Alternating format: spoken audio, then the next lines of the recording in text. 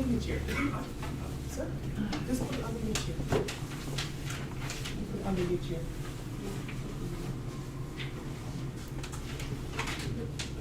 Okay, so we are good to go. Thank you guys all, say at the very beginning, for coming. We appreciate, what day is it, Tuesday? Yes. Thank you very much for coming on a Tuesday night, especially a rainy, cold Tuesday night. My name is Chris. A lot of you I recognize from coming to previous seminars. My name is Chris. I'm one of the trainers here at Nikon Canada. We have Mo Labad. He is one of our NPS tech reps. He will kind of be jumping back and forth between each of us for different parts of this presentation, which is about time lapses. Now, just to kind of get a real rough idea, how many people here have never shot a time lapse, but they're curious about it? Awesome. And then somebody here who gets it every once in a while, but still manages to mess a bunch of them up? And here, who here is a pro and could get up here and do the presentation for us? Okay, I got one. Which he actually could. I am in no way he could get up here and do the entire thing without even seeing our slides. So the nice thing about this presentation is hopefully you guys are okay being here till about midnight tonight. That's a good time limit. Is that the door prize for the for the longest person to sit around. Jacob's sitting here going, well, I didn't sign up to be here till midnight. We are going to go through a lot, but we are going to do it in a nice kind of stepwise fashion. We're going to go everything from the pure basics, just automatic, letting the camera do it all, and then we're going to really get into some of the more manual stuff where you're taking full control. Mo's really going to go through the most advanced section here, which is kind of what we're going to call the holy grail of time lapses, because you'll see a lot of day time lapses, you'll see a lot of night time lapses, but getting that transition from day to night is very difficult. There's a couple different ways to do it. Mo will be going through it, giving you kind of his take. Now, keep in mind, everybody who shoots time lapses is going to have a different opinion. So the way we do it is even different than each other. Like I was telling him, you got to try this, and he's like, why would I do that? I'm doing this. So it's very particular. And if you have any questions, feel free, throw your hands up, and we'll go from there. Doesn't want to listen to you. Why should we? That is a fantastic point. I beat him into submission. That's why he has to listen. But no, and that's the thing. You are kidding, but it's a really good point, because to be totally honest, the way I do things may not be the way you should do them. So take everything that we say with a grain of salt, find your own route, but a lot of what we're going to do tonight is going to try and give you a really good baseline onto how to get into time-lapse photography and how to get better at it. But before we even do that, I'm going to talk very quickly just about a little project that I did in the summer, specifically shooting time lapses with the Z7. So the Z7, just actually last week at NAB, I don't know if anybody follows the NAB film, National, I forget what NAB stands for, doesn't matter, it's for video. We went and released an 8K time lapse that was shot all with the Z7 and a number of lenses. I was actually part of the project, which was amazing. It was myself and a photographer, videographer, down in the US, Mark Kettenhoffen. And one of the reasons that we focused on the Z7 for this project was there was a couple reasons. A, the fact that it's a 45 megapixel camera means that when we're shooting manual, we're able to go and shoot up to an 8K time lapse, which some of you might be going, why am I shooting an 8K time lapse? I don't have an 8K TV. We'll get there, I promise. One of the other nice things about the Z system is the fact that it can shoot full silent photography. And then the last one is really, it was to show off the lens compatibility. It was to show off that, yes, we now have a number of S Nikkor lenses, but we have over 350 f-mount lenses that work completely well with the system as well. So we really kind of want to show the bonding between them. So I had 18 lenses to go and shoot with. I only had about 2.5, 3 weeks to go and shoot the entire thing, so it was pretty quick.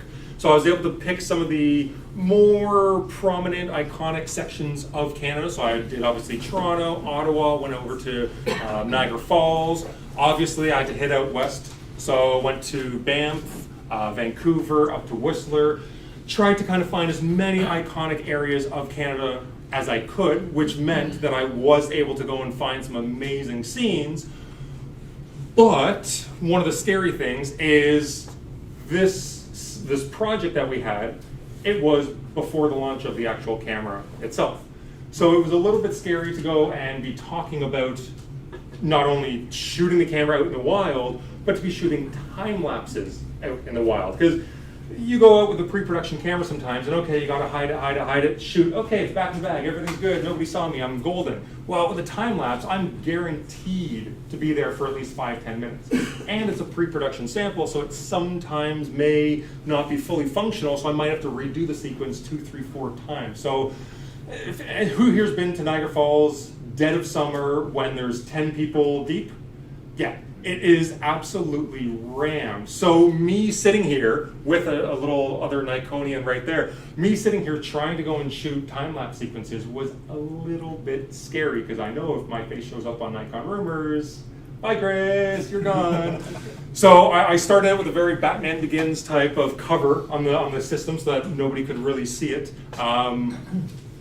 Get out to Vancouver, and there's a whole bunch of other photographers there. What you can't see is the other tripod that's in between the legs of my tripod that the Sony shooters went and, oh, well, I really like your angle, and didn't even ask, just threw it right underneath mine. I was like, okay, just don't talk to me. I don't want to let the cat out of the bag.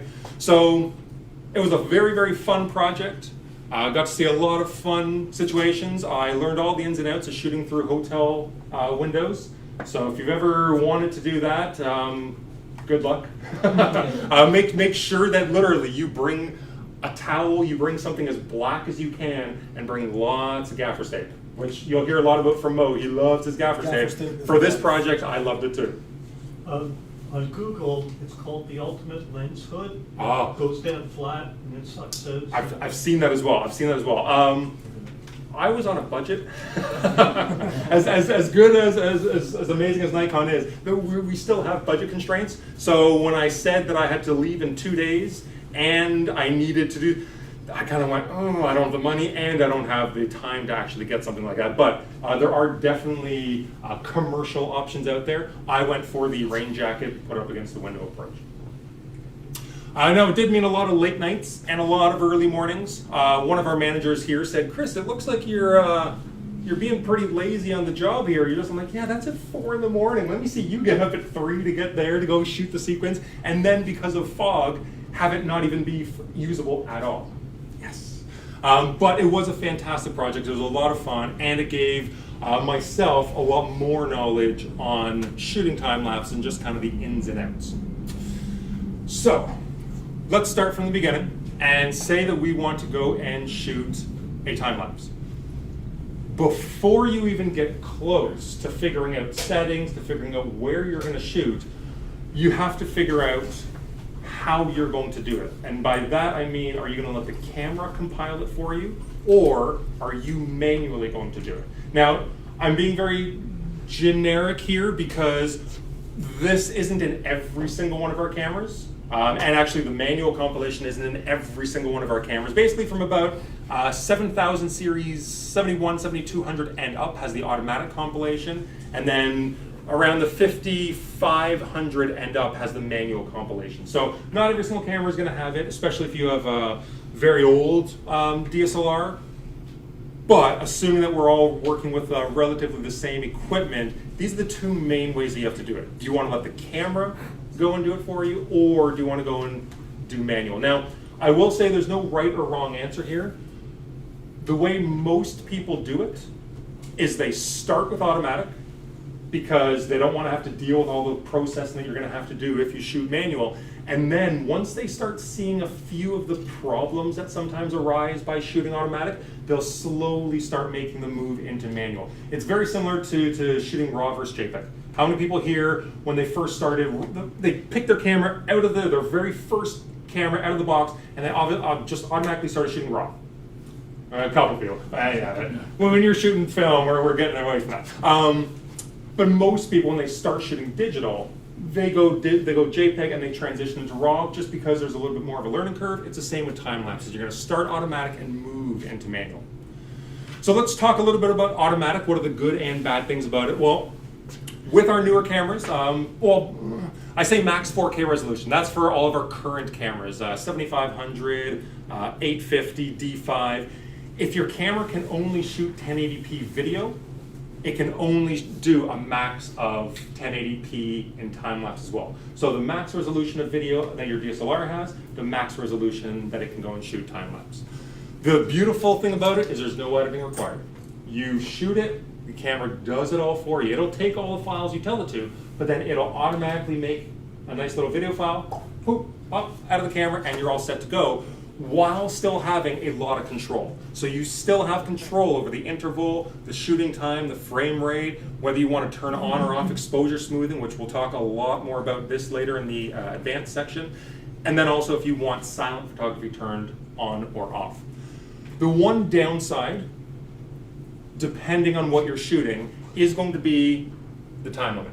So if you have a project where you're filming the construction of a house, a job site, whatever it may be, and you need it to be one picture a day for 6 months, well, that 8-hour time limit obviously isn't going to work for you. But for the majority of time lapses that are even a day to night sequence, they're going to be a little bit less than 8 hours, so you're going to be able to get away with it and at least get comfortable shooting a time lapse with that within that 8-hour time limit. So this was a sequence shot completely in automatic mode. Now I say automatic mode, this is automatic time-lapse mode. The settings itself, the exposure was set to manual. But this was completely done in camera from about, 2 a.m. till just when the sun was coming up, from about 6:30. So completely done by itself, nice and easy, and you're good to go. But once you do start seeing the benefit of shooting manual, then you can go and start using interval timer shooting, or as a lot of people call it, like an intervalometer type mode. So the resolution is really based on the resolution of the still photos that your camera can take. So if you have a D850, Z7, 45 megapixel camera, that's over 8K in terms of a video file.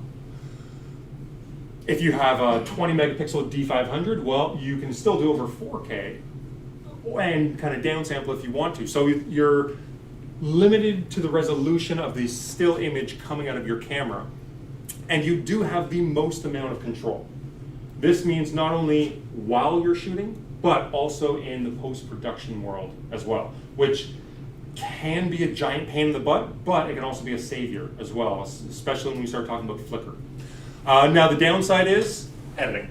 You must edit your time-lapse sequence. Not only editing the sequence of individual still photos, but compiling them into a video itself. So we're going to talk a little bit about software. This whole seminar it could be, and you could probably go on, about just software by itself. But this is more about how to shoot the time-lapse. We will talk a little bit about some of the software we use and kind of what we like to use.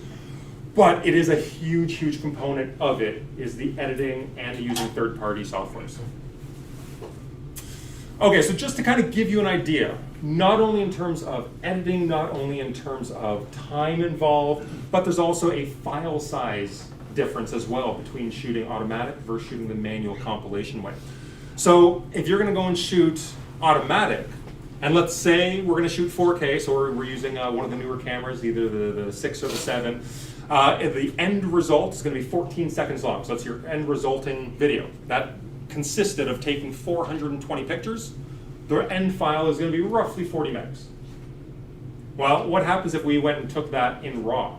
Well, those 420 pictures, if shot with a Z7 or a D850, you're going to be looking at about 17 gigs worth of just raw photos. If you're shooting out of the 24 megapixel, whether it's a Z6, a D750, Z72, 7100, you're still going to be looking at almost 10 gigs worth of information just on capturing the time lapse. Never mind all the different components of actually building the time lapse. So there is obviously a big memory card or storage issue that you have to keep in the back of your head as well.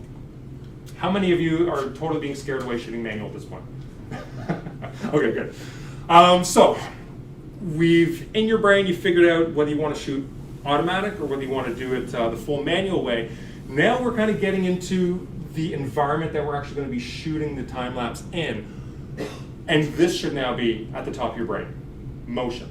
Because a lot of us start off as photographers, and for photographers it's more about the light, how the light interplays, the textures, and that's fantastic, but it's a very different medium than shooting video, or in this case, time lapses. Because with time lapses, you need some sort of motion within the frame to help draw the viewer through it, or else you're just gonna sit there with 400 pictures of a forest with nothing moving that no one's gonna wanna watch. So motion is a huge part that you really have to factor, and it can be one of a million different things. It could be finding rays of light that are going through the clouds, that are just going through the nice little, through the valley section there. You can go and get lucky. You can get not only water motion, but you can also get cloud motion. You can go and get the sunset with the color changing. And then if you're really lucky, you also get fog rolling in as well. So there's a lot of different motion that sometimes you literally just get lucky, you don't know what's gonna happen, but you can plan for at least some of it. So you always want some sort of motion in your time-lapse sequence. Now, that motion, you have to break down even further. So you have to tell yourself, okay, how fast is my subject moving, and what do I want to do with that movement? So just like we do with when we're taking still images, we have to decide, okay, well, I have a very fast moving subject. Do I want to capture it with a fast shutter speed, or do I want to slow that motion down and maybe pan with it, maybe show a little bit of movement? Well, you can do the exact same thing, but in time lapses. So you can see up here, 1/250th of a second, and as you see the train come around the corner, you can tell that every single train car here, if I showed you an individual image, could be used as a still.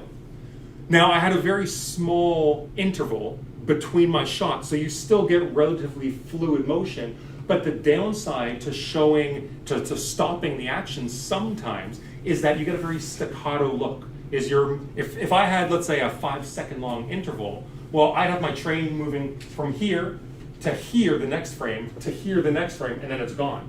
So it can look very jerky if your interval isn't small enough. So one option is going and capturing the motion. The next option is, you can see here, 1 second long of an exposure. Not only is the water going to be slowed down, but the people atop the bridge as well, as they walk through, they're going to have a little bit more of a blur to them. So it isn't as jarring. Generally, when I shoot, I'm going for this approach. I'm usually going for the slow your subject down and use a slow shutter speed type approach.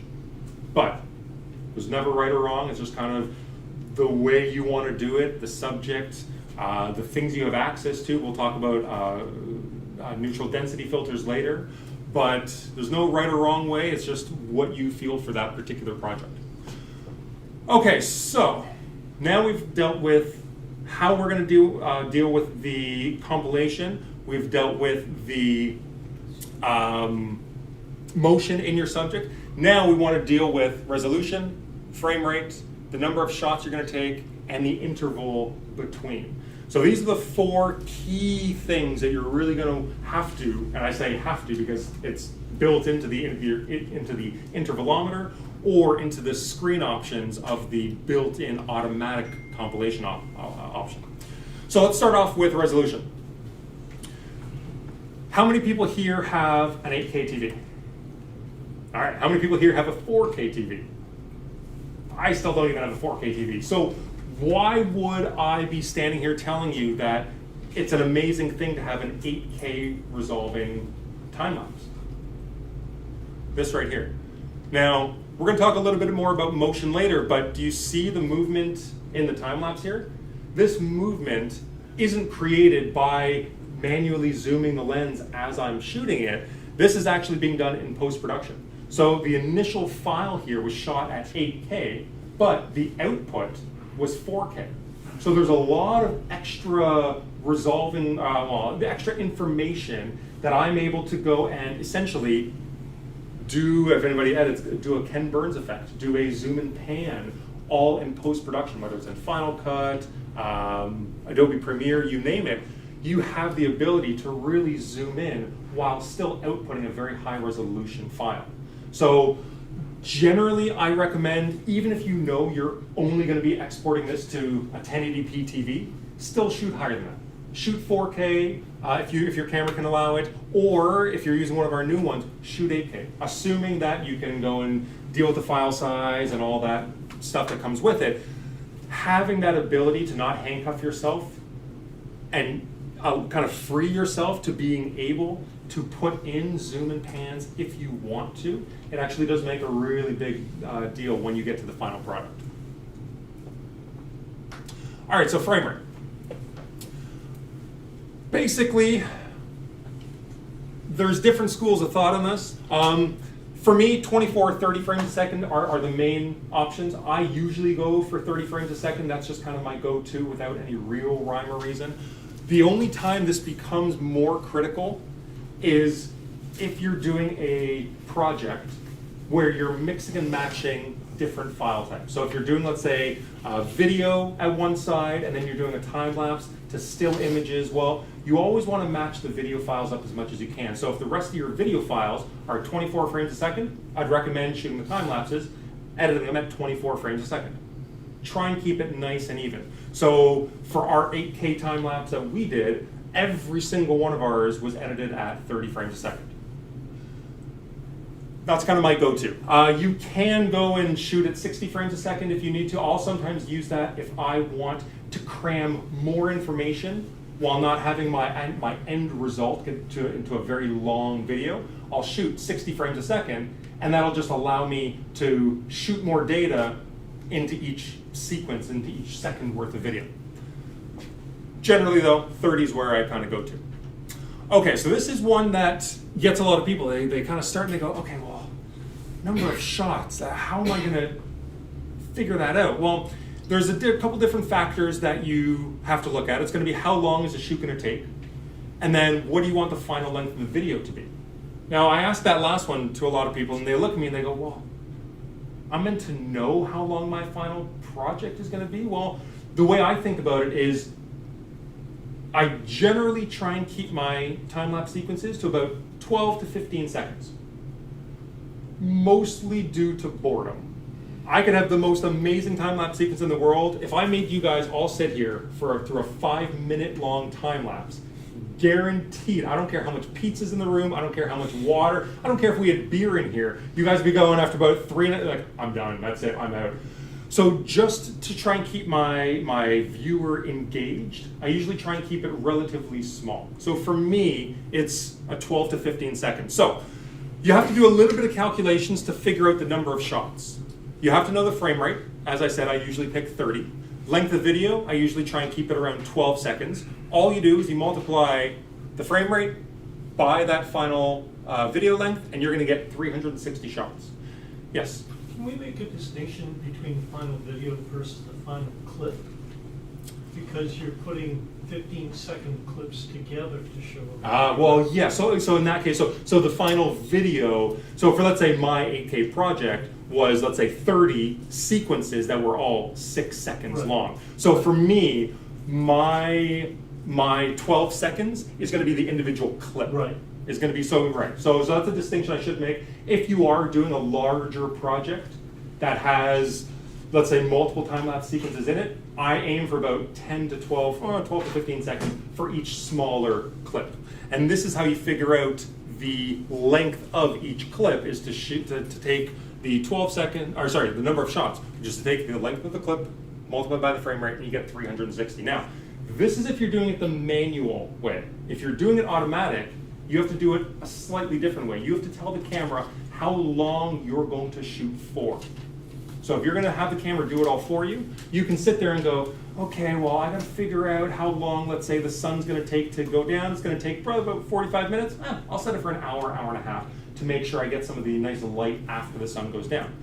The fantastic thing about shooting the automatic way is there's actually a small little calculator that basically a formula pops up for you. So anytime you change the interval, your frame rate, the length of time that you're shooting, it'll automatically in real time show you in blue how long your final clip is going to be. So it's actually pretty handy.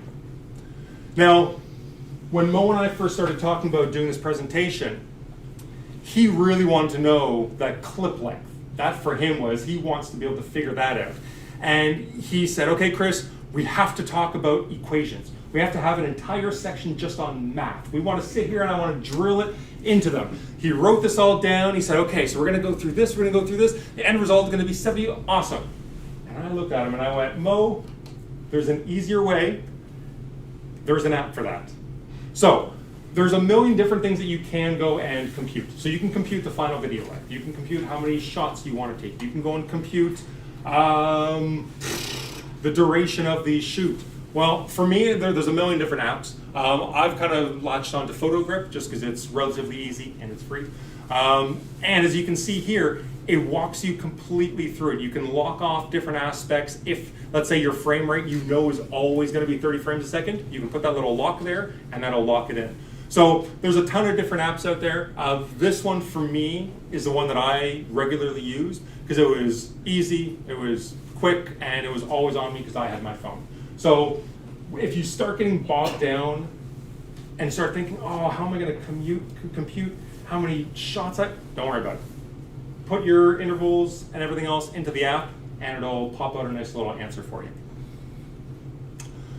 Okay, and that comes to intervals. So this is the time in between your shots. So if you tell the camera to have a 5-second interval, from the first shot to the second shot is going to be 5 seconds. To really be able to figure this out, and it is going to change depending on your subject, you have to know your subject. You have to know your subject and you have to know mostly how fast your subject is actually moving.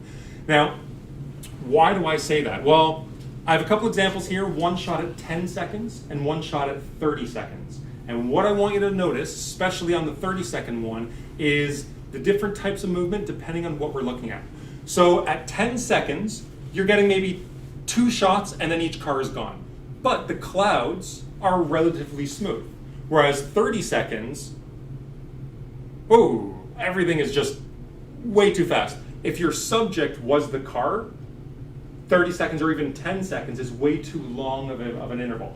It's not, each interval is not catching enough of the subject to be able to make it worthwhile. So you have to know your subject. If I had been shooting this and the subject had been that car there, well, by choosing either 10 seconds or 30 seconds, I had failed miserably. If I had wanted my subject to be the clouds, well, the first 10-second one, okay, they were moving quite smoothly, it would have worked out. But 30 seconds generally is going to be a little bit too long for the majority of motion out there. Almost all of my sequences that I shot in the summer were almost all in the 5 to half-second range. Most of them in the half-second to 1-second range. Most of my motion, I had some sort of quick movement in it, so I wanted to keep the movement very, very small, such as this here. So this was shot at a half-second interval because, if you've ever been to Niagara Falls, you know the Maid of the Mist, or whatever they're calling the boat now. A horn blower. So I wanted a nice smooth motion. So I wanted a very, very small interval. But what happens if I had a much slower moving subject, such as the sun? So if that sun is now moving, this was shot at about a 15-second interval, and I probably could have slowed it down a bit more. That 15 seconds still allows a smooth motion of the sun. Yeah. Sorry, when you say interval, is that a time in between shots, or is that the total time from the start of the shot to the start of the next shot, or what's? Your second option. So if you tell it to have 5-second intervals, Yeah. and your interval, let's say you're doing night photography, and your shutter speed is 3 seconds. Yeah. So photo starts, the photo ends, and then 5 seconds elapses for the interval, the next photo will start. Okay. So, yes, so it's the space in between, and with the shutter is going, the shutter speed, each photo will be within it. Now, I'm going to make this slightly more complicated by saying that is the way it's meant to be in the manual compilation way. If you're in automatic compilation mode, if you tell it 5 seconds, and then you have a 10-second shutter speed, it will listen to this 10-second shutter speed. So it puts priority on your shutter speed, and then as soon as that shutter speed is done, 5 seconds later, the next photo will take. So my answer depends on which way you're actually going to shoot it. And then I'm going to get even more complicated by saying that in the new cameras, so let's say you have a 6, a 7, or a D850, if I go into interval timer shooting, I have an option for interval priority. Interval priority, which you lost your mind at when you saw it, is it allows you to tell the camera, do you want to prioritize shutter speed or do you want to prioritize the interval? So it really gives you a lot of different options, and you can get granular. At this point, we could sit here and talk about it for a while. So my answer is it depends on which mode you're shooting in. Generally, if you're shooting manual, it's going to be the space in between. Is that the 5-second interval includes the writing speed in the memory? The sitting. Okay. Okay, everybody stretch. So, if you're shooting silent photography, so this is only available in the Z6, the Z7, the D850, and that's it. If you're shooting silent photography, the processing time, because it's being done all silently, is actually a little bit longer. So, generally, I'm not shooting silent. I'm shooting pure mechanical shutter. For a number of reasons, I just like to hear that it's going. I just like that the satisfaction of knowing, okay, my time lapse is still going on. So for me, if I have, let's say, a 5-second long shutter speed, I'll set a 6-second interval, so that as soon as that's done, I'll be going right away. If I'm shooting silent, I'll purposely, instead of having 6 seconds, I'll go 7 or 8. I'll push it out just a little bit further because I know the camera needs a little bit more processing time. That is getting very granular, and some of these questions are going to force me to go granular. I apologize, but the very specific answer to that is if you're shooting silent, build a little bit more of a buffer. If you're not shooting silent, then you can butt it up right against it. So where does the FPS come back to your frames per second? The frame per second? That's more of a calculation. The figuring out the frames per second or the frame rate is more of a calculation for how much your final clip is going to be comprised of. Because you just have to figure for every, so let's say we're doing 30 frames a second. If I shoot 30 frames, I'll get 1 second's worth of video, right? If I decide that I want to record it at 60 frames a second, I'm now going to get half a second worth of my final video clip is going to be half a second. So it's more of a determining factor for, like I said, if you're doing other pieces that are all going to fit together, you want to have them be uniform. But it's also, it can be a factor where, let's say I usually shoot, for whatever reason, 60 frames a second. Let's say I shoot 60 frames. And I say, you know what? I really want a longer time-lapse sequence. That's 60 frames per second. Looking at my little calculator, either on my phone or in the camera, it's telling me I'm going to get a 5-second sequence. Well, I don't want a 5-second sequence. I may want a 10-second sequence.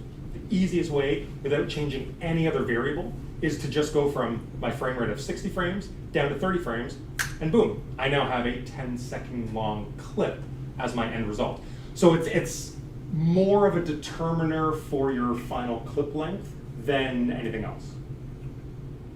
I think that's right. I'm going through that in my brain. I'm fact checking myself as I'm talking. I think that's right. Yes. Let's carry on. So, where was I? Interval. So you generally want a smaller interval if you're dealing with a fast-moving subject. Makes sense. In the manual intervalometer shooting way, these are your different options. So you can go and either change your interval, that's set to a minute at that point, in this one. This is the number of shots you're going to take per interval.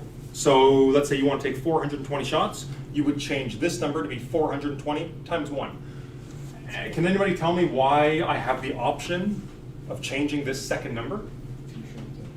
2 shots at a time. Can you bracket it? Bracketing, bingo. So if, let's say, you want to go and shoot HDR, or if you want to bracket for anything else, you're able to go and tell the camera to shoot up to 9 shots per interval shoot, if that makes sense. So you can go and multiply. Most of the time, unless you're doing bracketing, unless you're doing multiple shots at once, just keep this second number at 1, and you'll be good.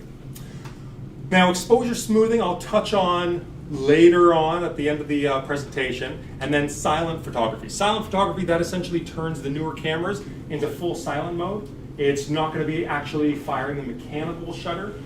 So theoretically, one of the nice benefits of this is you're going to save the wear and tear on your camera. If you're going to be shooting thousands of shots in a single night, you're essentially saving thousands of shutter activations on your D850 or on your Z camera. So just on a wear and tear side of things, it's actually a nice little option. But it's also being, it's keeping an eye on the people around you, because if, let's say, you go camping and you're doing a nice little star time lapse and your camera is set right in the middle of the campsite in front of everybody, not everybody who's there with you is going to want to hear ka-chunk, ka-chunk, ka-chunk all night long. So just to be nice to the people around you, turning on silent photography means that they're not going to be bothered by that. Yeah. Any difference in image quality?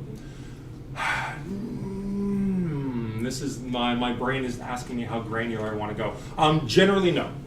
Generally, I would say no. In certain situations, if we were inside with lights that have a varying frequency, silent photography means that you're using a full electronic shutter, which means the start and the end is being done electronically. You can get, in certain indoor lighting scenarios, banding on the light caused by the varying of the frequencies.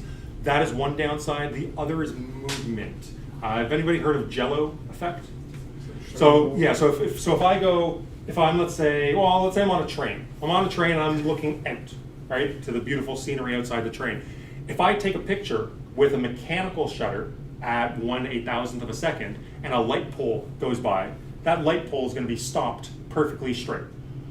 But because of the electronic method of how we offload the data, it's actually done in a sequence fashion. It's not a global shutter that's actually being stopped. It's being done from the top down. So what that means is, with very specific types of movement, let's say that pole outside of the train, it's actually going to be tilted. I give you the very granular answers. The actual answer is probably not. Most of the time when you're shooting a time-lapse sequence, you're not going to notice any effect due to the silent photography option, but under certain circumstances it may come up. Yeah? On the interval shots, if you go HDR, does that take away from the 460 shots? No, so it'll do 460 times 3. All right, so you'll get the 1300 and whatever. And then you can go and tell it to start now or start at a later time. So if you're shooting that night sequence and you don't want to be up till 2 a.m. to start it, well, you can at 9 p.m. go and tell the camera, this is when I want you to start, and keep the camera on, and it'll automatically start when it comes to that time. I will say one huge thing that I would absolutely recommend if you're shooting the manual way is go to starting storage folder. That's the next option down here. At the very least, select new folder, because if you can picture going and shooting the same scene, let's say 5 times, you're going to shoot 400 shots in each sequence and shoot it 5 times just to make sure. Well, that's now 2,000 shots all in one giant folder, and how are you going to figure out where one starts and where one ends? It becomes an organizational nightmare. So what I would highly recommend is go into this option and select new folder, and every single time you start a new time-lapse sequence, a new folder will be started. I also do the reset file numbering. I don't know why I do it, I just do it. It makes me happy seeing the 001. It's just me. Okay, so I'm now going to sit down because Mo is falling asleep over here. So I'm going to let Mo. I'm going to let Mo go through for the next little while some of the more advanced features, but also just some tips for going through and shooting time lapses. Okay, guys. So I'm going to start you off really smooth and easy before diving into the meat and bread into the actual time lapses. So I'm going to give you a couple of tips. how to start shooting time-lapse, what kind of gear you want to start off with. So obviously the first thing you see here is you want a sturdy tripod. Having a sturdy tripod is actually essential when you're shooting a time-lapse, especially for your composition. If you're doing automatic compilation, where the camera actually puts together the time-lapse for you and then pushes out a final video, it kind of ruins your time-lapse in case, say one day you just knock your tripod to the side or you're shooting from a rock. So you want to stay consistent. You want to stay. You want to keep it clean. So having a sturdy tripod is actually essential for shooting a time lapse. You want to maintain your composition throughout your time lapse. Now, having said that, another good thing to do is shoot in aperture priority mode.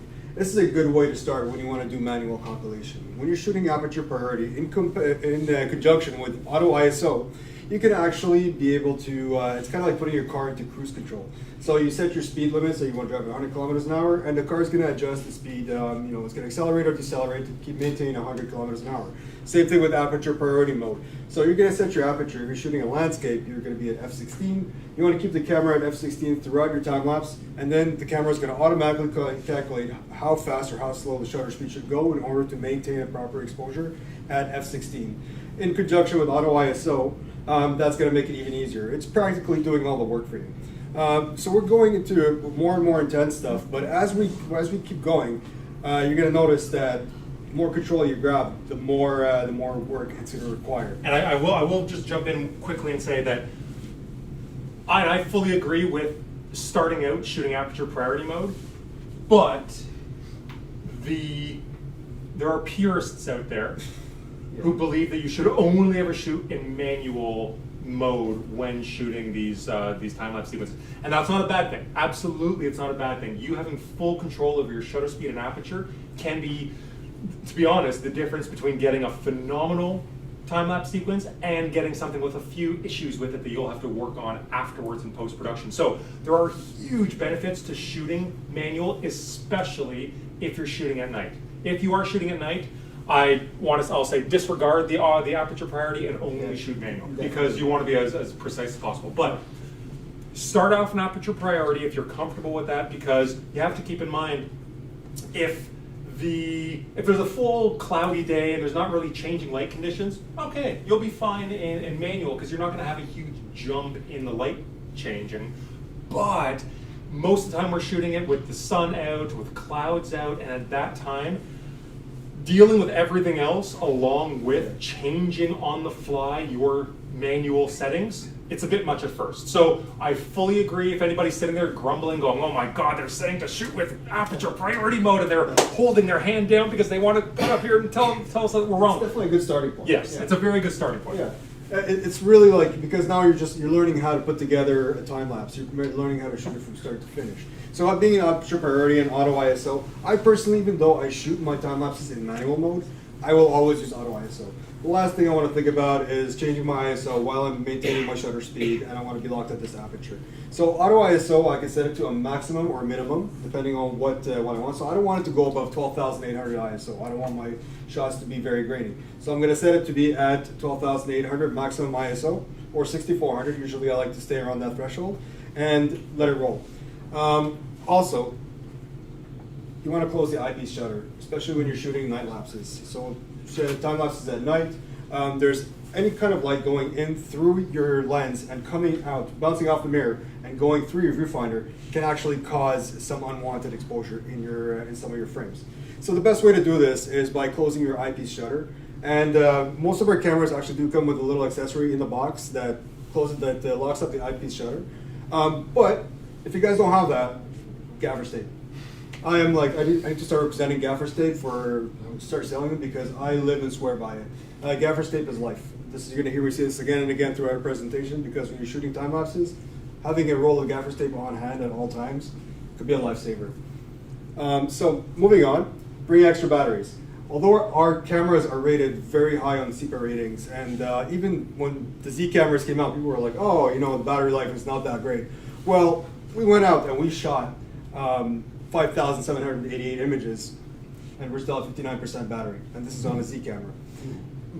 I can tell you that when I got my first pre-production Z like 3 days before I went out to shoot the project. a day before I went out to shoot the project, I found out what the rating of the battery was. And does anybody know off the top of their head, like 340 shots Yeah. is what the Z. So I'm sitting here going, okay, I know each sequence has to be 10 seconds long. My frame rate is going to be 30 frames a second, which means I have to shoot 300 shots per sequence. I'm going to get one battery per oh God. So I literally was going, how many batteries can I get? And then I just said, okay, wait a second, don't freak out. So I grabbed one of the cameras, went into one of our rooms, set up on a tripod, and just tested. It was really weird when he went in there. Yeah. I said, Chris, what are you doing in there? All I'm hearing is clicking. And the lights were off, I think. So I did my test, and I initially started at 300 shots. Got it back, finished the sequence, 99%. Okay, there's got to be something wrong. Did it again, another 400 shots. Kept doing it, so I got up to 57, 88, and I was still at just under 60%. I went, okay, I think I'm good. Because what you have to keep in mind is that one of the things, and Mo's going to touch on it, so I apologize, you're almost maximizing battery performance when shooting a time lapse. You're turning VR off, you're turning autofocus off. There's not a lot of viewfinder looking, chimping that you're doing. So you're really maximizing the battery life. Whether you're shooting a DSLR, a compact camera, mirrorless, it doesn't matter. So for me, I absolutely always bring extra batteries, but to anybody who's sitting here going, oh, I did hear the CEPA rating was only 340 shots. You don't have to worry about it. But touching on that CEPA rating, the fact is that this was all under controlled conditions. So what we're bringing extra batteries for is for the uncontrolled. So we're going out into, say, Banff. We're climbing a mountain and we want to shoot some time lapses. Now we're hiking up that mountain in freezing cold weather. That battery is going to drain inside our bags. And most of the time we also don't have access to chargers. So why do we need an extra battery? Well, for that particular reason is that we don't always have access to chargers. You want to be prepared at all times. So bring an extra battery on you. It weighs literally nothing, and it could save you from having a completely botched time lapse because your battery failed on you halfway through your shoot. Moving on, turn off your VR. So when you're on a tripod, when you're shooting at freehand, you're shooting sports, your VR is always going to be actively looking for movement in order to compensate for your shake. But when you're up on a tripod, there's no actual shake happening. So what the VR is going to try to do is going to try to compensate for non-existent shake. So by turning it off, some lenses have tripod mode. I say just turn it off completely. It saves you battery life. It really does help. And also set your camera. Also set your camera to manual focus. I'm going to show you an example here. So what's happening is now the camera's on autofocus, and you see how it just jumped there? If in case you missed it, we're going to restart it one more time. But because it's on autofocus, the lens is always going to be hunting for some sort of contrasting movement. Sometimes it's not going to be locked in the buildings in the back. Let's just watch that one more time. And you can see the jump is happening right here. So yeah, some people are going to be like, oh, I'm okay with this. It's not a bad thing. But if you want to put together a really professional looking sequence, you don't want that to happen. So set your focus on the point that you want. So say I want to focus on the buildings in the back or the buildings over here, and I'm just going to lock it on manual and let the camera roll. If it's on autofocus, someone walks in front of that lens and it's going to completely throw my autofocus out of whack, and now it's not going to be able to know where I want it to shoot anymore, completely botching your time lapse, and you're going to be sitting there for half an hour shooting nothing. So save yourself some time, turn off manual focus. Shoot raw. I'm sure you guys are all photographers, right? So who here shoots JPEG all the time? Good. I'm actually very happy to see that, because when you shoot raw, you're actually maximizing your dynamic range. So when you're manually compiling your images, you're actually able to really pull that dynamic range. So this is what it looks like, when it's going to be coming straight out of camera. But now you're just able to pull those colors, that detail in the shadows, get really nice, colorful shots. So rather than having to go out and color grade a video that's already spit out by the camera, or JPEGs, which are very hard, it's destructive when you're editing JPEG files, especially if you're working in Photoshop and you're sitting on top of it. It's very destructive. So if you're shooting raw, it's lossless. You can restart if you don't like the way it looks, go back and do something else and check it out. So this is really be able to bring out the colors and the dynamic range and the details in the shadows and highlights. I'm sorry, I'll interrupt one more time. One thing I will say is if you are doing it the automatic way, does anybody change their picture control in camera? That's a good point. Very rarely, especially, you do, because I know. if there's anybody. So most of us, especially for shooting raw, we're never touching our picture control because we know we're going to change all this afterwards anyways. But if you're doing it in camera, letting the camera compile everything for you, Mo just said something really special a few minutes ago. Special, wow.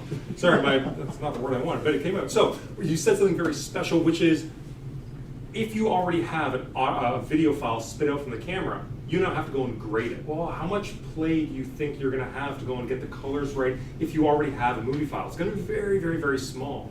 So one of the reasons to change your picture control is to make sure that your colors look as close to perfect or perfect as you can make it out of the camera. And then once you get that movie file, if you have to make any very small changes, you're able to. So I actually have a lot of custom profiles in my camera just in case I need them. I have them if it's a super sunny day, I have it if it's a shadowy day and I want to bring up the shadows. I have one for night photography, so if I'm shooting a night photography time lapse, I can just go in there and turn on my picture control for night photography, and now I know that I'm really close to what my final product would be if I shot raw. So changing picture controls, even though we never really do it, I would highly recommend to go and play around with that a little bit more if you're shooting the automatic way. Cool. So moving on. So you're shooting in RAW. Now you want to add some motion. There's a lot of different hardware out there that you can use in order to add motion into your videos. Sliders, gimbals, whatever it may be. And this gives you another feeling, another look to your time lapse. So this is all shot, this is straight out of camera. This is your motorized slider is actually going from point A to point B that you preset. And as your camera is rolling, your robotic slider is gonna inch, one shot at a time towards the right, left, and pan up, depending on what kind of gear you have.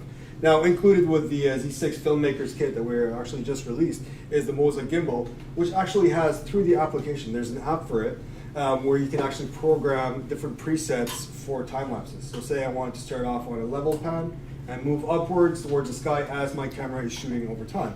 So that really gives it a more dynamic feel, it gives it a more professional look. It really does look great, especially if you're working on a series of sequences, but also bring a variable neutral density filter.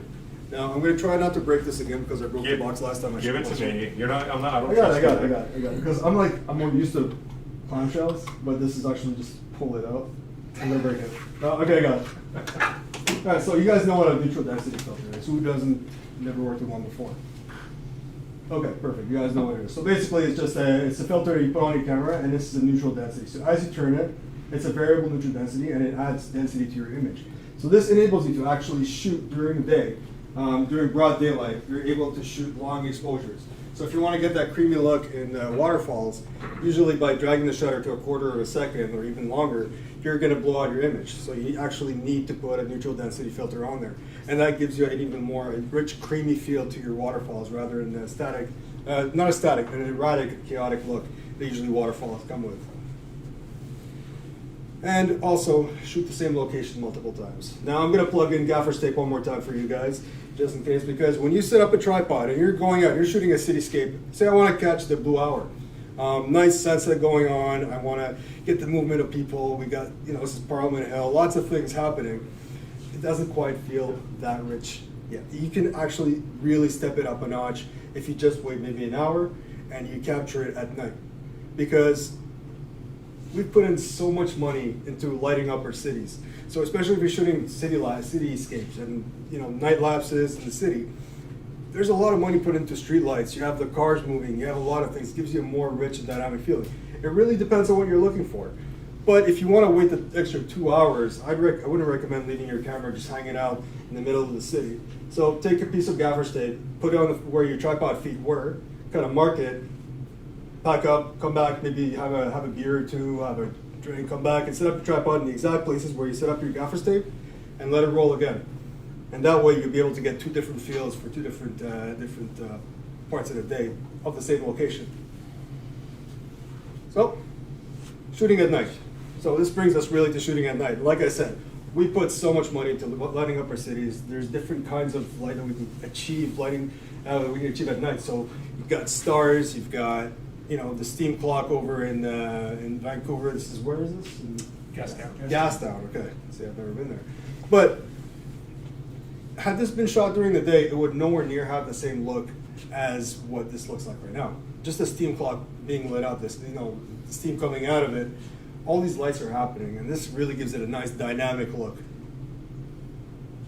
Also, you have the street lights really lighting up. You got those starbursts by shooting at a tight aperture. So this is an F-22. You're getting the starbursts coming out of the back of the car, so you can get light trails.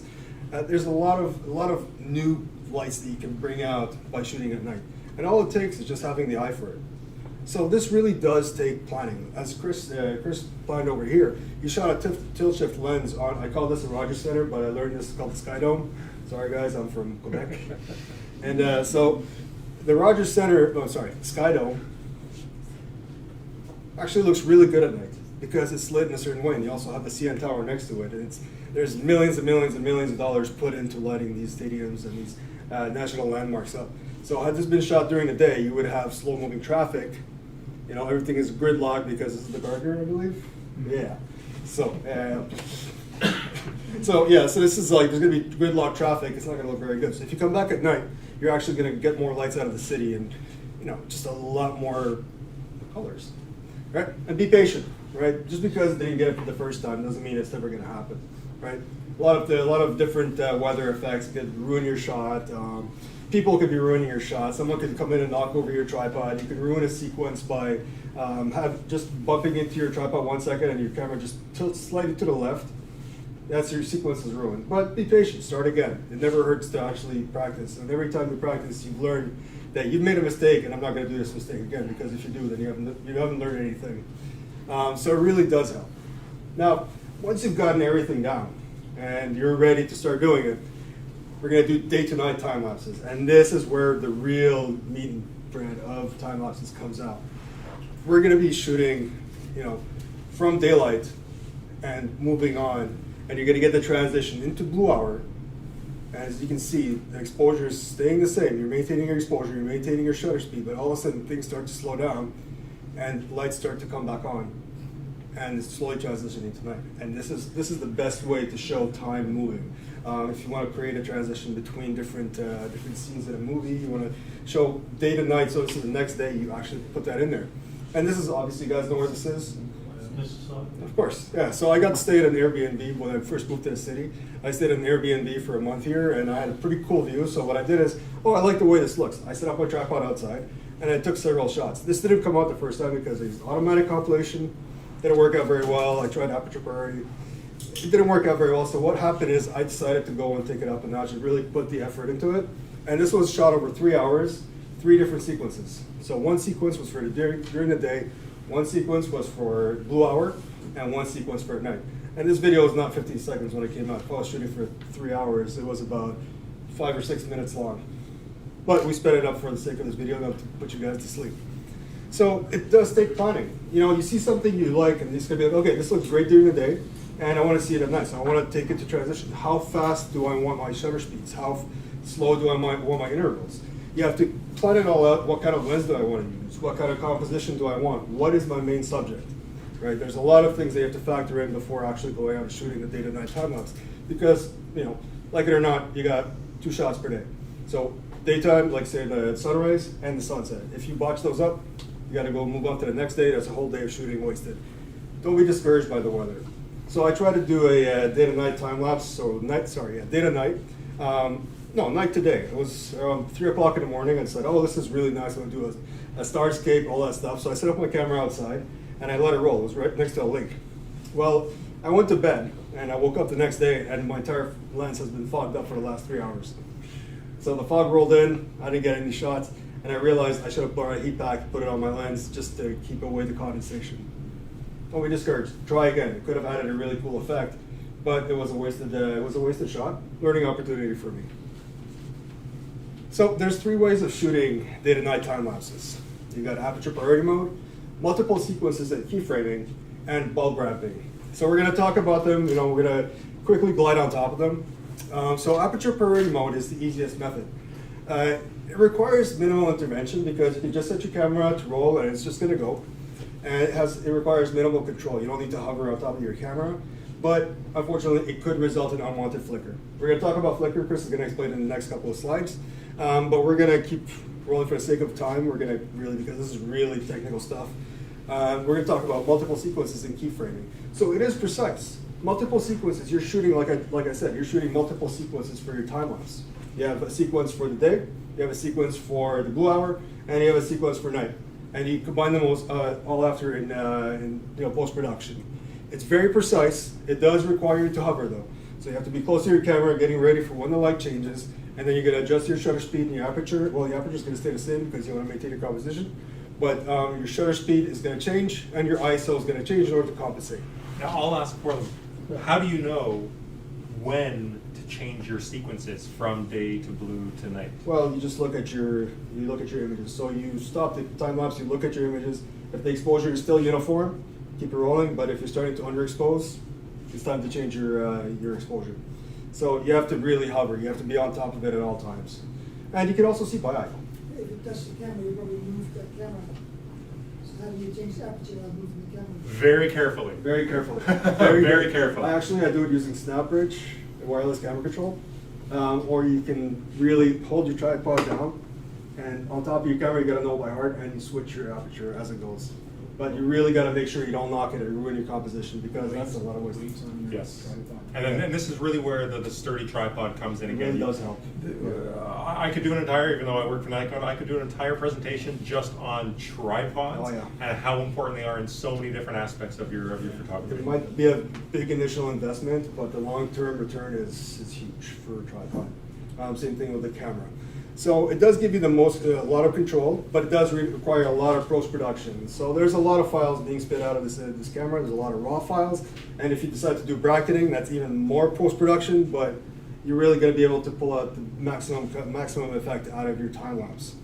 Now, bulb ramping is the most precise way of shooting a time lapse. It does require specialized hardware and software. Back before technology was advanced to the point where it is now, bulb wrapping was virtually impossible to do without very specialized hardware. So the camera would have to be locked into a sort of with a wire, and it's going to be like an entire setup. But now there's companies out there, third-party companies, that actually manufacture a wire. You plug into your camera, you plug it into your phone, you set your intervals, and then you're going to set the camera to bulb mode, and it's going to do the work for you. So yeah, so by pressing down on the bulb on the shutter. At any time, so as long as your finger is on the shutter, the light's going to be open, the shutter's going to be open. So what bulb ramping does is that it's going to speed up or slow down your shutter according to your exposure. And it does give you the most control, but it still requires a lot of post-processing. So let's talk about post-production. What software would you use for post-production? Anybody here worked with Final Cut Pro before? So my personal preference is I bring in all my work, all my raw images into Lightroom, and then I do my post-production in Lightroom. So I'm going to show you a little bit of my workflow. So I shoot in RAW. I bring it into Lightroom. Well, I did 2 slides of this. You really wanted to tell them? Oh, okay, yeah, good, yeah. Because you bracketed it. Because this is what it looks like when it comes out of the camera. This is what I was exposing for the sky. So when I bring it into Lightroom, I'm actually able to pull up that much dynamic range out of my image. I don't need to shoot in bracketing. I decided to go with a D5 because it has an unbelievable dynamic range, but I was able to pull out that kind of color and that kind of detail out of the shadows just by bringing it into post-production. Now, how can I do this on a sequence of 1,000 images and plus? Well, I bring it into Lightroom, and I make sure my exposure is uniform, and then I go into, once my exposures are where I want it to be, I highlight them all, and I press sync. So by syncing all your images, you want to go back there? Sorry about that. This clicker's not working very well. Okay, yeah, so one more time. So the sync button's right there. You highlight it all. You highlight all your images once you've got your exposure set. Or just one image you're working on. And then you highlight them all and click sync. And then a dialog is going to come up and it's going to tell you what do you want to sync. So I sync my exposures, my crop, my whatever sharpening, whatever clarity, whatever saturation, whatever kind of like preliminary editing I've done, and it would apply these settings to all the images in this sequence. So if this is my daytime sequence. and then I would do one for my blue hour sequence, and I would do one for my night sequence. It does require a lot of work, and there's a lot of files. We're talking about thousands and thousands of files at some points, so you have to stay organized. Keep your folders organized, and like Chris showed you in the previous slides, reset your file numbering per sequence. So all of these are well numbered. They're all my raw files. Each one is in its own individual folders, and that way I'm able to keep track of where my folders are and where my sequences are. It's very easy to get lost. Very, very easy to get lost. Very easy to lose track of what you're doing. And now I'm going to hand this over to Chris, who's going to be talking a little bit more about third-party software. Yeah, so Mo uses Lightroom and Final Cut. Personally, I use Lightroom the majority of the time to do large workflow sections. For me, when I had initially used a lot of the time-lapse software, I got stuck on After Effects. So I use After Effects because it's what I knew. But one isn't necessarily always better than the other. It's what you know. The one thing that I will say might be better than the others is LR Timelapse. So if you use, how many people use Lightroom to edit your files? Okay, so you guys are good because you can easily go and use LR Timelapse. LR Timelapse is a third-party software designed and made by one guy, and he's done it all. He started like grassroots. It was not a pretty program. It did not work. Has anybody used LR Timelapse? Couple? Yeah. So it did not used to be a pretty looking program. It was clunky. It didn't always work well. You had to kind of figure out your own sequence. Now at the LR5 version, oh, it is smooth. It is so easy to use. It's unbelievable. So if you use Lightroom, what I would highly recommend is to go and download LR Timelapse 5. There is a free version available. It does allow you to spit out 1080p rendered files. If you do want to push further, or to be honest, if you want to give this guy money because he's done just such a phenomenal job, it's like, what is it, 70 bucks? Yeah, for personal. Yeah, I think it's like 70, 80 bucks. So it might be more, it might be 100 bucks. 70 to 100, I'll give that. It's not my software, so I don't know. Let's say $100. It's worth it. If you want to do high resolution, outputs, 4K even, I think 6K is an option as well. LR Timelapse is phenomenal. So when I talk about Flickr, I'm gonna throw in a lot of LR Timelapse as well. So I'm gonna kind of feed them together because with almost all of those softwares, whether it's Final Cut, whether it's After Effects, whether it's Premiere, they all have additional add-ons that you can go and put in there. So After Effects, you can go and get an anti-flicker add-on. It works, but it's essentially a filter over top of your files. It's not actually changing each individual file, so it's not going to be as effective as doing it through LR Timelapse, which literally helps or is able to change every single file that you have and remove that flicker as much as it can. So, first off, what is Flickr? Well, when we're taking a photo, this is for every lens except the Nikon E lenses or the new Z lenses for the Z series. So for the D or the G lenses, this little aperture lever here, if let's say you're shooting at f8, that means f8 because it is going to hit this aperture lever on the lens, which will then close the lens down to f8. So it's a mechanical lever that opens and closes every single time you take a photo.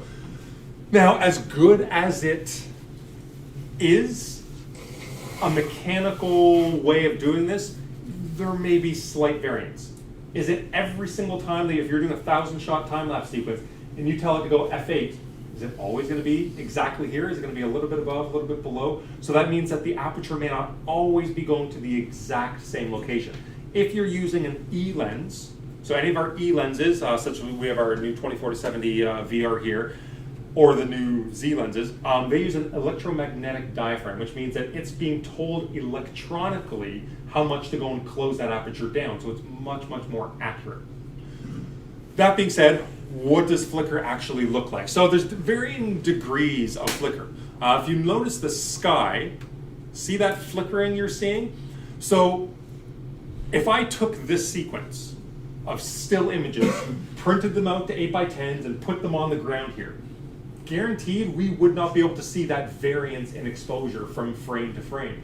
But as soon as we go and put that into an actual time lapse, our brains are really good at being able to pick up that flicker. So the flicker is being put in there because of a slight variance of exposure from frame to frame. Now you can go from a very big flicker that you can see to this sequence here, which you have to kind of strain to see it, but it's there. I can kind of see it a little bit in the sky, but also a little bit of the trees. For me, this was one of the sequences I shot for my 8K. I wanted no flicker. So for me, even that amount of very, very small flicker wasn't good enough. So I asked Mo to go and run this through how he does it, just using basically an add-on on top of Final Cut. It did an okay job, but the flicker was still kind of there. Now, there's a couple different ways to get rid of flicker. There's the software solution, let's say Final Cut, and then there's an in-camera option as well. So in camera, I would always recommend to turn on exposure smoothing. Exposure smoothing is essentially going to try and make sure the variance between frames is as small as it possibly can be. When it comes to the software solutions, there's a couple different options. There's the add-ons, like I said, but the most effective way that I've seen is LR Timelapse. So in LR Timelapse, and I won't go through the entire thing because it's just a little bit too long, but you walk your way through step 1, 2, 3, 4, 5. There's actually a deflicker option built right into it. Now this is actually being done on JPEGs.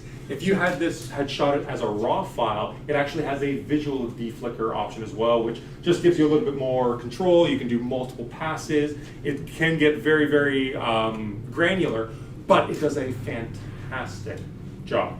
So I've shot sequences that I looked at and I said, there is no way that I'm going to be able to get a usable time-lapse sequence. Because when I went and just did the quick rough edit, I just want to see what it looks like as a very small video file, and then to go ahead and see, okay, do I want to post-process everything? I looked at something and went, there's no way, absolutely no way. Ran it through LR Timelapse, and they came out looking so smooth you would have no idea.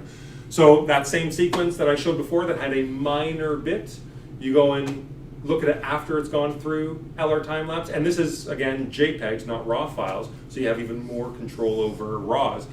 You're able to completely remove flicker. So if you have any flicker issues that you're seeing in some of your time lapses that you've shot manually, I would go and try out the software, especially if you shoot Lightroom. It works seamlessly, talks seamlessly with Lightroom, and it'll be worth that $100 for it if it helps basically save a lot of your sequences. Now, flicker, I will say, is probably the #1 reason why, if you start shooting automatic, why you're going to get into the manual version of shooting time lapses. If you shoot in the automatic way and you start seeing, let's say you're using older lenses that may not have the super accurate aperture, you will start to see, even with exposure smoothing turned on, some flicker jump in. So at that point, when you start seeing that flicker, you're going to go, okay, I know what I have to do. I have to steady myself. I have to get ready. I have to go and shoot the manual compilation way. So shoot automatic if you've never done it before. It's going to give you amazing results, but know in the back of your head that the more you get into it, the more precise you're going to want to be, and that at some point, the manual compilation route is probably where you're going to go. Or it just depends on the type of person you are. Mo is very precise and I'll almost say anal. I'm very lazy, so I'll usually sometimes shoot the automatic way. So it really depends on what you're looking for and how much time you have to put into the actual project itself. But there's never a right or a wrong way. Start with one, see what works, move to the other, see what you like and dislike about each of them, and just give it a try. That's honestly the biggest thing is, with time lapses, give it a try, be patient, and try again. If you fail once, that's okay. I can guarantee you the number of times I've wanted to pull my hair out. I was going to say my long hair, but I already pulled all my hair out, by the way. There's a lot of patience that come to time lapses, but I guarantee that the effort is worth it. Do we have any questions? Because this is us at the end. Yeah. Well, just a couple observations. I use LR Timelapse a lot. So while the focus has been on doing movies, I also like doing time lapse to get that perfect shot, right? So you run your interval, you might only be looking for that one still, but the time lapse gave you the opportunity to capture that one still that you really want. Absolutely. The other thing we can do with LR time lapse though is if you actually change the crop as you go through the image and then stack them, you can do one of those astral zoom kind of star effects. So there's more to learning about time. Time lapse will give you the opportunity to get even better stills than you will of just getting video. Absolutely. I did a night photography seminar here a while ago now. And in that, I basically said there's two methods of doing star photography. There's the, for doing the astral, the star trails, I'll be specific. And one of them is the easy, lazy way, which is you do one shot and you essentially do it all in camera.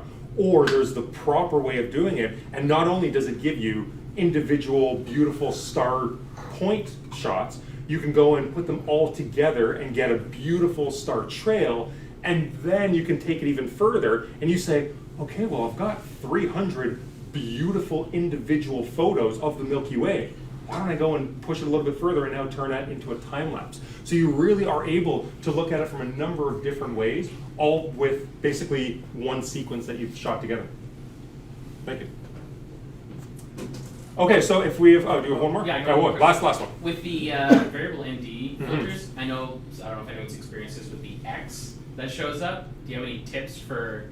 So you're talking like a banding almost? Yes, very faint. Like yeah, so it depends on the filters you use. The higher quality the filters you use, the less either banding you'll see, the less color cast you'll see. We're using a heliopan. So our heliopan is pretty good. I still see a color cast. So I try not to crank it all the way as dark as it can go, because I do definitely see color cast at that point. And you almost see it working like a circular polarizer at some point. You kind of see the water go in and out, or the green come in. So there's not always a solution to that, but I would highly recommend, and unfortunately they are pretty expensive. I would recommend spend, because I think that was about $250. But you're gonna spend the money on it because it will help you in the end. But just basically buy as expensive as you can get. I'm not taking money from Heliopan, I promise. I just start to polarize. Oh yeah, you could just put multiple polarizers on, and that'll eat. And so we actually have a polarizer up here. If I didn't think about it and I didn't bring my density filter with me, I'll just grab a circular polarizer as well, because that helps decrease the amount of light. It won't help get you really 1, 2, 3 second long exposures at the sun at the middle of the day, but it definitely helps. Okay, so I want to say thank you guys very much for coming out. We'll be up here for a few minutes. Thanks very much.